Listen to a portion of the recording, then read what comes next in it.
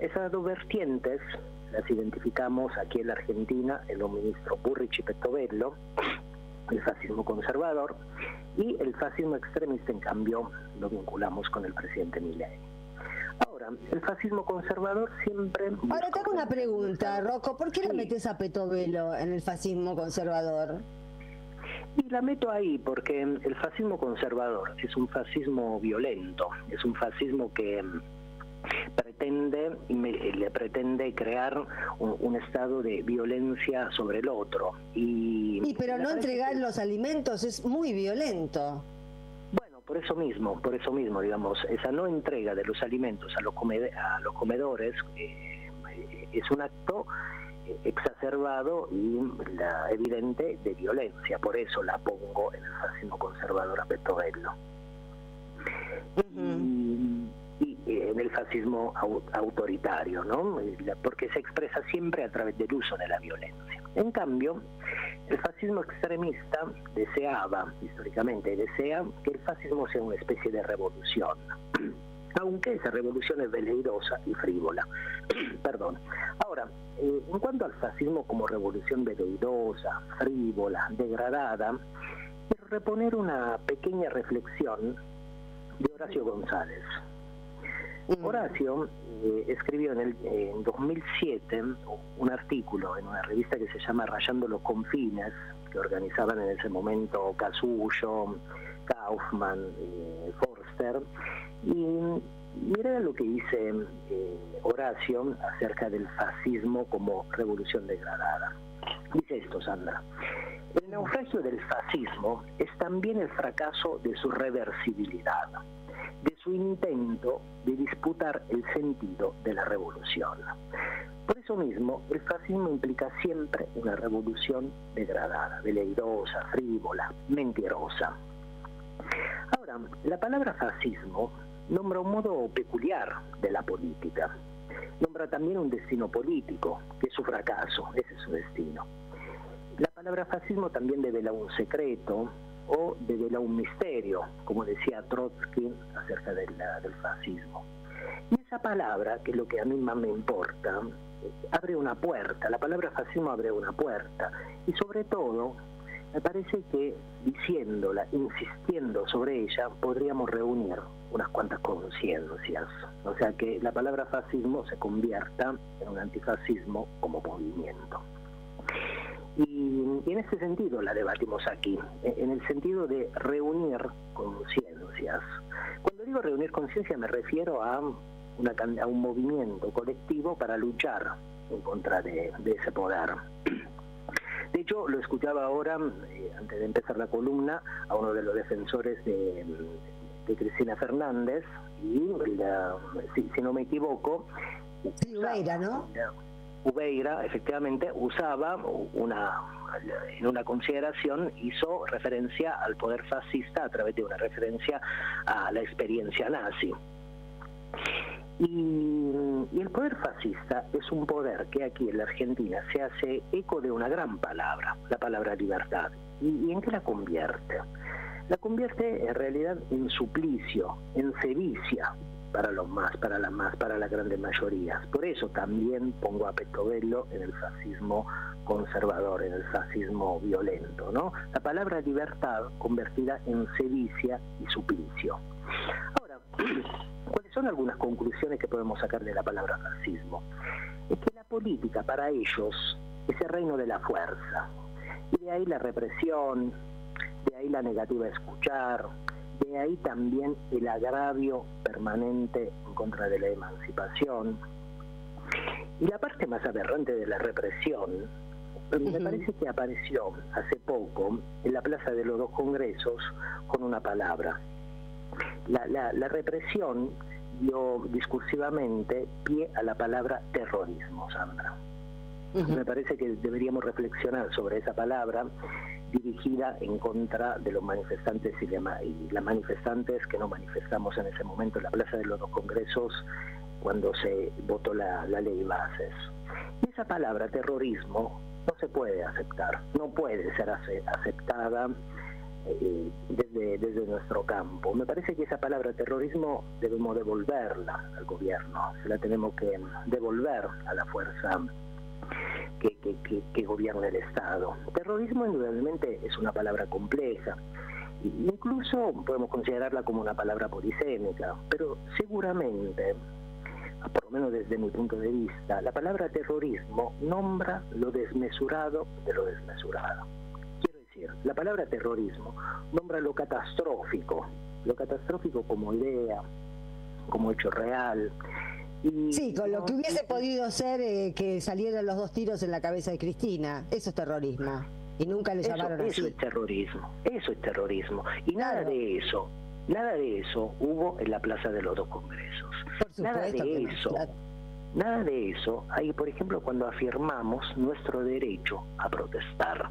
Por eso quiero subrayar enfáticamente esta palabra y devolverla a los sujetos que efectivamente la nombraron para agraviarnos. Ahora, hacer política como expresión de la fuerza, porque el fascismo es eso, es una expresión de hacer política como modo de la fuerza, quiere decir otra cosa. Quiere decir negar otro modo de la política.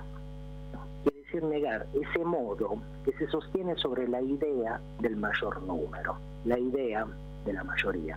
Y esa idea del mayor número, de la mayoría, la expresa la democracia. La expresa la democracia tanto en su modo representativo como en su modo participativo. ¿Por qué digo esto? Porque el fascismo es un negacionismo permanente que se dirige al corazón de la democracia. Ahora, esta como primera conclusión. Como otra conclusión que podemos sacar de la palabra fascismo, es que la filosofía a la que se confía el poder fascista es una filosofía antirracional, antipositiva, antisocial, anticientífica. Por eso quieren cerrar el CONICET.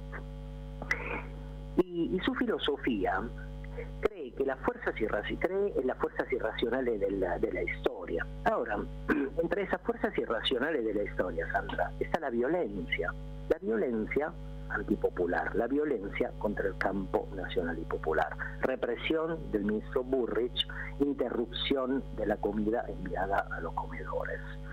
Y entre las fuerzas irracionales de la historia también está la máxima expresión de la violencia colectiva, que es la guerra. De hecho, hace un puñado de días vimos que el ministro de Defensa, el ministro Petri, ¿qué hizo? Incorporó la Argentina a un grupo que se llama Rammstein, que es un grupo que forma parte de la OTAN, que está integrado por distintos países y que en el conflicto ruso-ucraniano, en la guerra rusa-ucraniana, ese grupo, integrado por distintos países, revista del lado de Ucrania. El ministro Petri efectivamente ubicó a la Argentina en ese grupo. Ahora, adherirse a ese grupo, que se llama Grupo Rammstein o Grupo de Contacto de Defensa de Ucrania, ¿qué quiere decir? Apoyar la guerra de Ucrania contra Rusia, quiere decir descentrar esa guerra de sus fronteras geográficas y sobre todo la gestualidad del ministro de Defensa ubicó a la Argentina, expuso a la Argentina a una conflagración mundial. Porque efectivamente el fascismo implica eso, la guerra, implica la máxima expresión de la violencia colectiva que es la guerra. Y una vez más, como el fascismo arqueológico, también el fascismo contemporáneo, para esos dos fascismos, como decía Marinetti, la guerra es la única higiene del mundo, o sea, la guerra es la única higiene del mundo. Marinetti, eso decía Marinetti. Sí, que fue el líder del futurismo italiano. Sí, sí. Como sabemos, fue una vanguardia artística del fascismo arqueológico. Bueno, esa es la parte de la filosofía antirracional, antipositiva, antisocial y anticientífica, ¿no? La guerra como violencia colectiva mayor. Y aquí, efectivamente, la tenemos de la mano del ministro de Defensa. Y ya para sintetizar, Sandra, si aceptamos de algún modo que en el poder de gobierno concurren dos vertientes, una vertiente autoritaria, Burrich y Petovello, entre otros, y una vertiente extremista, que la identificamos con el presidente Milei, ese reconocimiento creo que debería estimularnos en una dirección. ¿Cuál es esa dirección? en la dirección de la constitución de un movimiento antifascista. Por eso el título de esta columna es El antifascismo como consigna. Ahora, ¿qué quiere decir antifascismo? Quiere decir defensa de las libertades clásicas, defensa de las libertades tradicionales, de esas libertades clásicas que son afectadas permanentemente por el fascismo conservador. Con atenerse a la Constitución ya está. Exacto, pero me refiero a la libertad de criticar al gobierno, a la libertad de asociarnos con otros, a la libertad de protesta.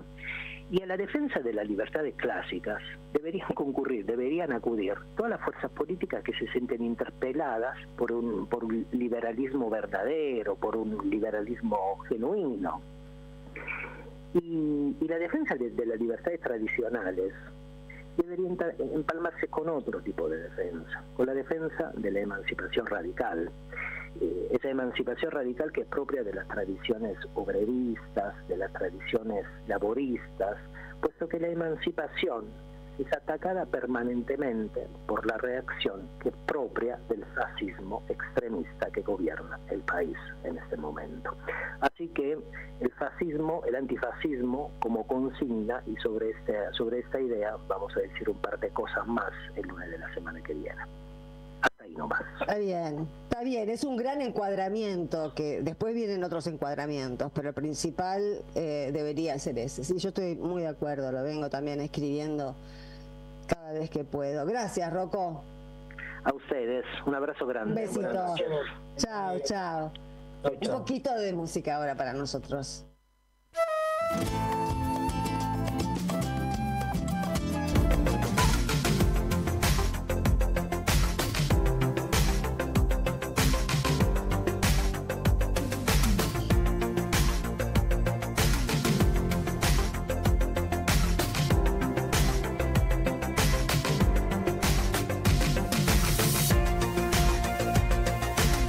Seguí a la Radio de las Madres por YouTube, activa las notificaciones, dale like y suscríbete a nuestro canal. Somos Radio AM530. Construimos comunidad. Buscamos la verdad siempre.